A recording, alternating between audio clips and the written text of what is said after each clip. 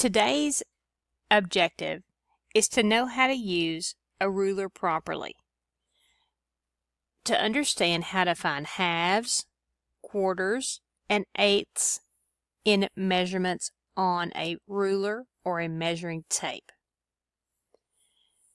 You'll be doing a pretest in about 5 minutes. We'll go over the pretest answers and review how to use a ruler. The number one reason kids get measuring wrong is not noticing where the 0 is located on your measuring device. Notice where the 0 line falls on this ruler. Some rulers have this line at the exact edge of the ruler, like the bottom ruler, where you can't even see a 0. Other rulers place the line slightly to the right of the edge, like the top ruler. That's where you'll start measuring, is at 0. The location of the 0 line is important for accurate measuring because you must place the point on the ruler at the exact edge of the item or space that you are measuring. Both rulers are correct tools, but it's your responsibility to start measuring at the 0. Here's the pretest. Grab your scratch paper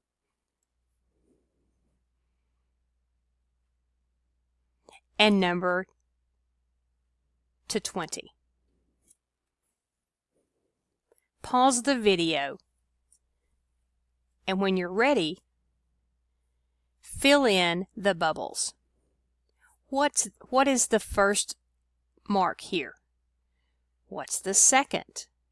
Number 3, number 4, number 5, 6, 7, 8, 9, 10, 11, 12, 13, 14, 15, 16, 17, 18, 19, 20. Go ahead and fill your answers in. And let's see how you did.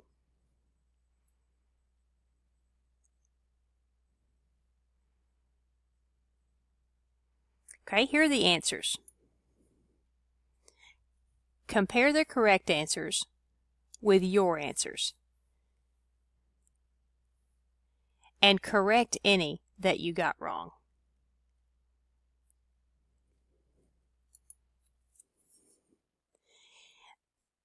The next part of reading a ruler is a fraction review.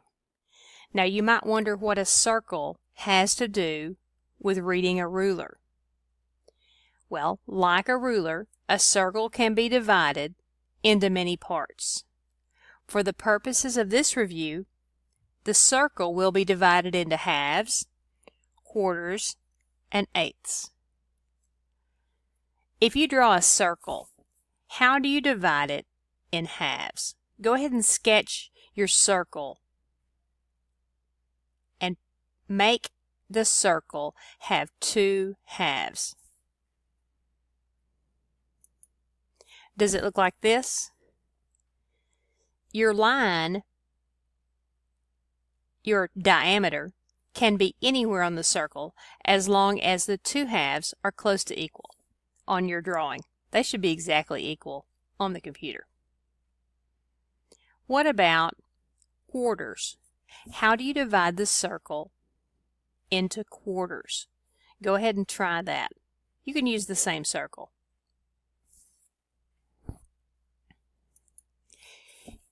So your circle should have 4 equal parts. The denominator is 4, so that tells you how many parts to divide the circle into. And later, how many parts to divide the inch into. Okay, what does an eighth look like? You've probably figured out that the denominator on 1/8 is an 8. So make sure your circle has 8 pieces. Where would you draw the line? Go ahead and give that a try. Okay, your circle should now look like this. And you can count the parts, the equal parts. 1, 2, 3, 4, 5, 6, 7, 8.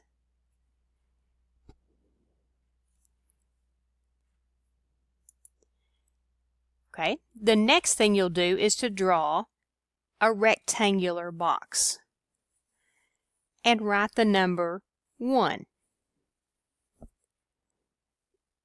This signifies 1 inch. Now your box is probably actually longer than 1 inch, but for our purposes, whatever you draw is going to be 1 inch.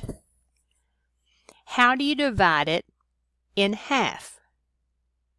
Go ahead and draw a line at the halfway mark, but don't make the line go all the way across. Make it go about 3/4 of the way down. Okay? Your rectangle should now look like this. You have a line halfway in between the starting and ending of the rectangle. Okay? What about quarters? How do you divide those halves in half again to get a quarter? The next lines that you draw will be halfway in between the 2 squares that you created. Go ahead and try those and make those lines a little bit shorter than the 1/2 mark line. Okay, your rectangle should look similar to this. You see how the quarter marks are a little bit shorter, the half mark is longer, and this quarter mark is a little bit shorter.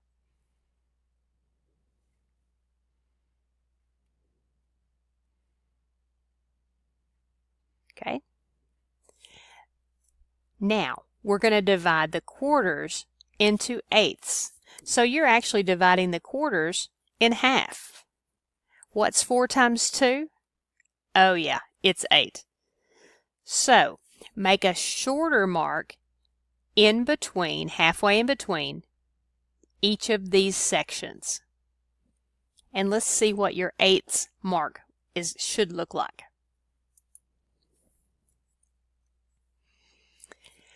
The 1/8 section is a little bit shorter.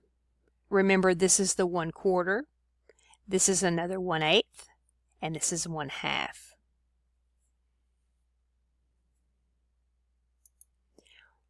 What do you think the missing measurement is here?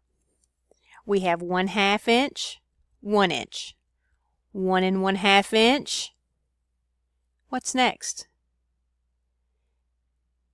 Let's see. Did you guess 2? That's correct.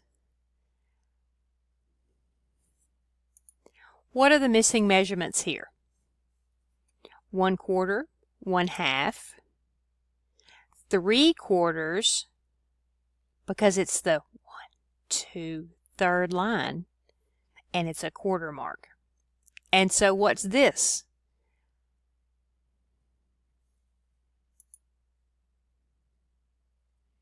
Did you get those right? Try the last 2.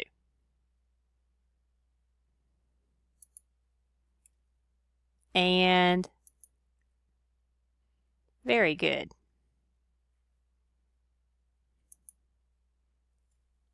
Fill in the missing measurements here.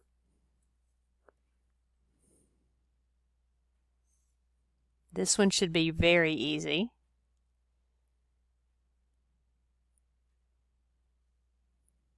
This one is a 1/4 mark, so my bottom number is going to be 4. This is an 1/8 mark, so my bottom number is going to be an 8. This is a whole inch, so that's going to be easy. This is an 1/8. What kind of 1/8? This is a 1/4. This is another 1/8. This is a 1/2, and this is another 1/8. Go ahead and try those. Does that match your answer? Let's keep going.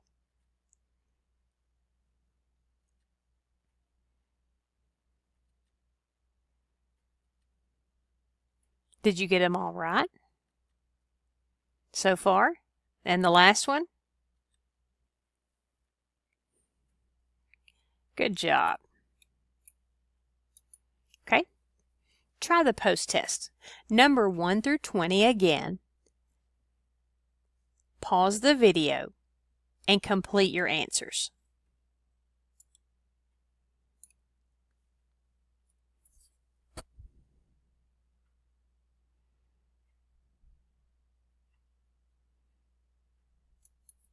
Check your answers against this answer key.